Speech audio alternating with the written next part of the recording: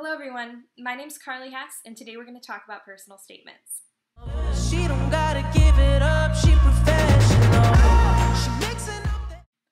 When most people encounter a personal statement, they're either applying to a job or applying to college, most commonly, and the dominant emotion that people feel when they're writing a personal statement is terror, a lot of confusion, and definitely writer's block. I've encountered this time and time again when working with students as a writing tutor, as a writing instructor, and also as an admissions counselor. And I can tell you that your feelings are valid, first of all, and that the reason you're feeling that way is because personal statement prompts are usually extremely vague. So essentially what's happening is a group of people that you are desperately trying to impress are asking you to impress them, but giving you no direction. Today I'm going to help you narrow down the personal statement prompt so that you can write more easily to the topic. I'm also going to help you figure out ways to start your personal statement and also figure out ways to end your personal statement. With writing, typically the beginning and the end are the two hardest parts, and it's the middle that comes a lot easier when you're writing. So I'm going to start with a writing prompt from the 2016 Common Application. And here's one of the options for the personal statement. It says, some students have a background, identity, interest, or talent that is so meaningful they believe their application would be incomplete without it. If this sounds like you, then please share your story. So when I read that personal statement prompt, I first of all have to read it 5 or 6 times to actually figure out what it's asking. And it's throwing a lot of things at you at once. It's saying background, identity, interest, talent. And in my head, I'm thinking, okay, well, when does my interest become a talent? What is my background? There's a lot to be thinking about, and it gets pretty overwhelming. So what you need to do is you need to start by looking at the institution's mission statement. So what you're going to do is you're going to do some quick and crafty Googling. You're going to Google the mission statement of the business or school that you're applying to and use that as a jumping off point for writing your personal statement. So I have an example here. Let's say you're applying to Ohio State, go Bucks. What you're going to want to do is highlight their personal statement and look at the keywords that it uses. So Ohio State's mission statement is pretty vague, but it has some keywords that you can really latch onto as a way to narrow down your writing prompt. So the Ohio State University says its mission is a commitment to excellence, a collaboration as one university, acting with integrity, personal accountability, diversity in people and ideas, change and innovation, simplicity in our supporting processes, and openness and trust. So what I did with these values is I highlighted the key words that made sense to me, or that stuck out to me. And those words were collaboration, integrity, personal accountability, diversity, innovation, and trust. So now that we have those key words taken out of the personal statement, I'm going to narrow that down even further and make those key words into questions I can ask myself.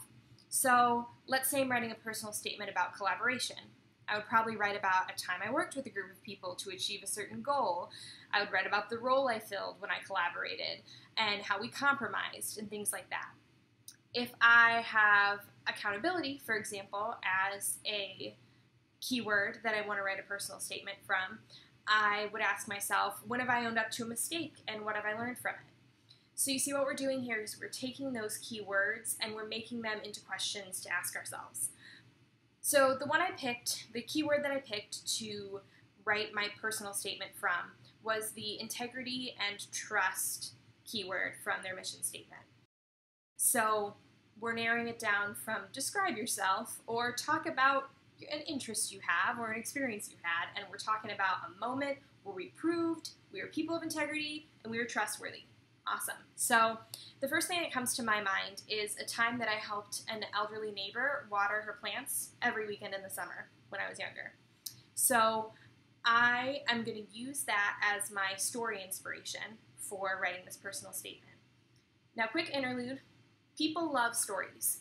People love listening to stories. Since the beginning of time, people have been obsessed with stories as a way of understanding themselves, of understanding others.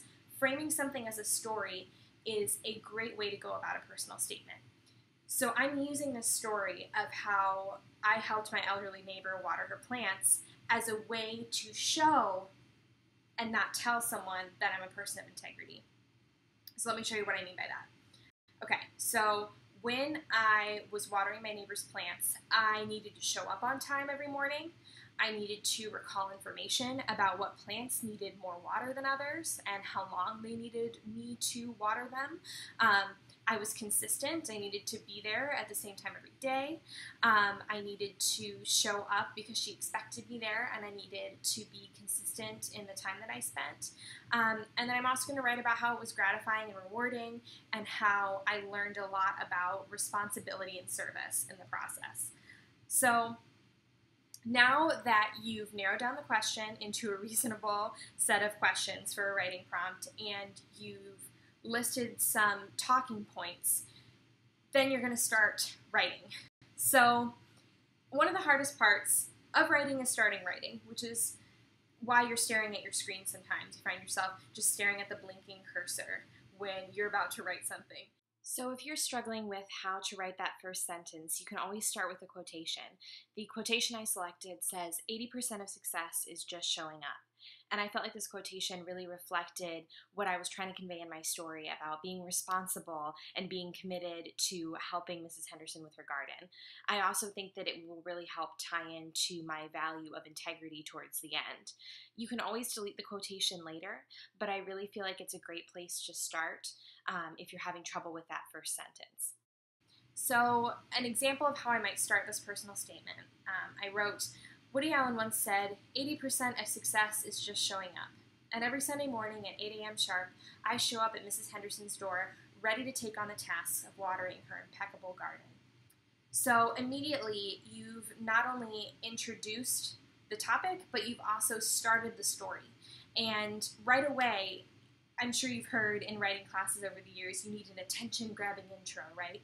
Well, this is a story starter, essentially. That quotation helped me start the story of what I wanted to convey to my audience.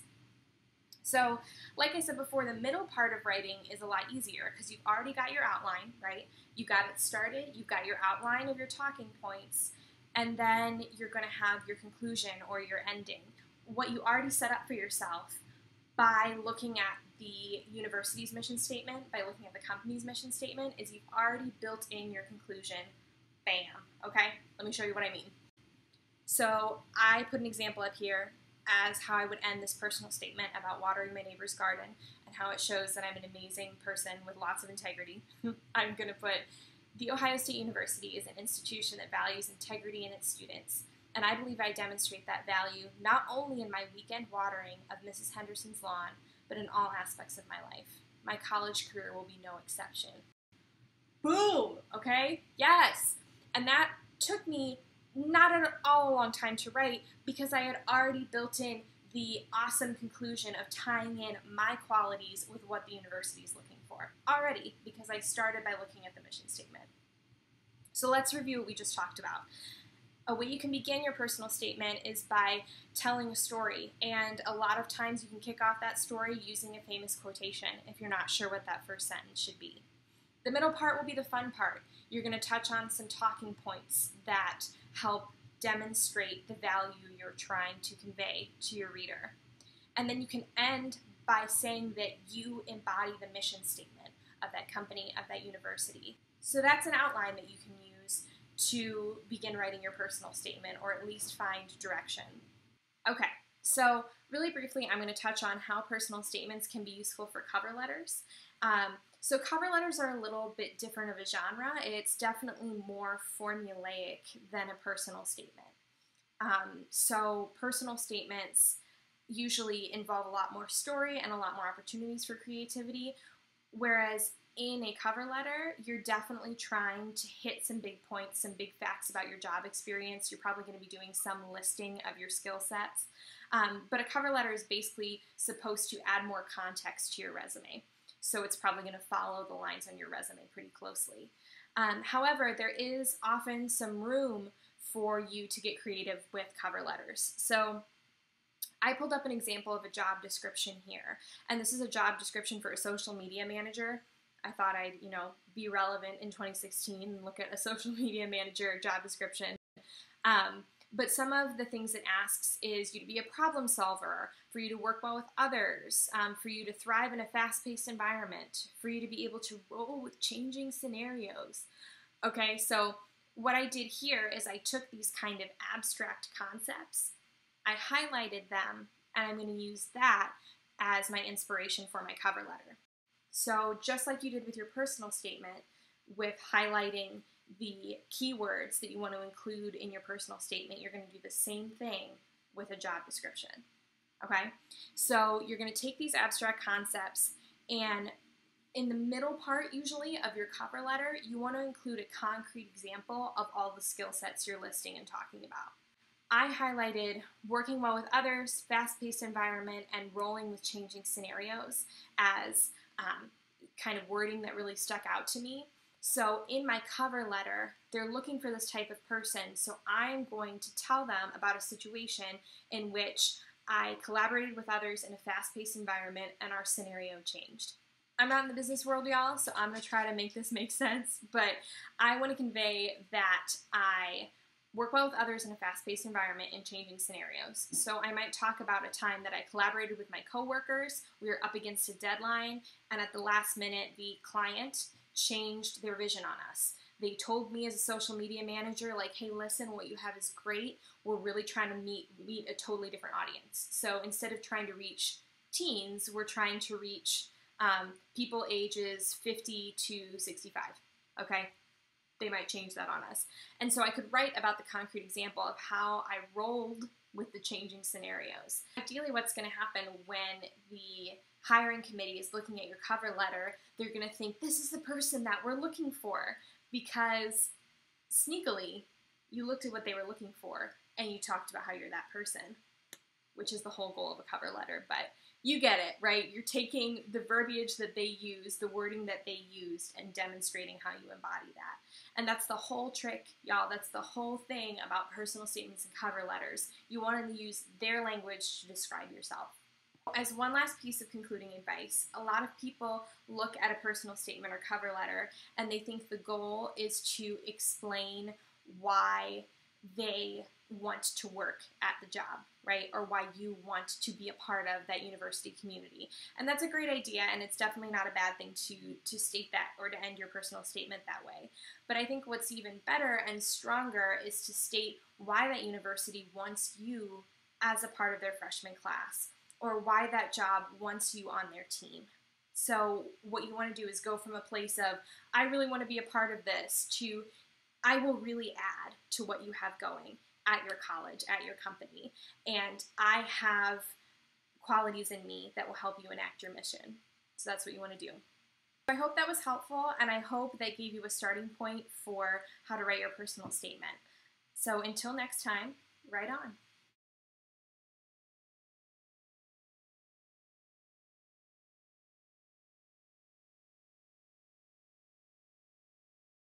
So instead of going into a catastrophic spiral asking yourself, who am I? Which is a little bit soul-crushing because it's like I'm a lot more than 500 words. I was making a proposal with all of my coworkers, the 3 of them,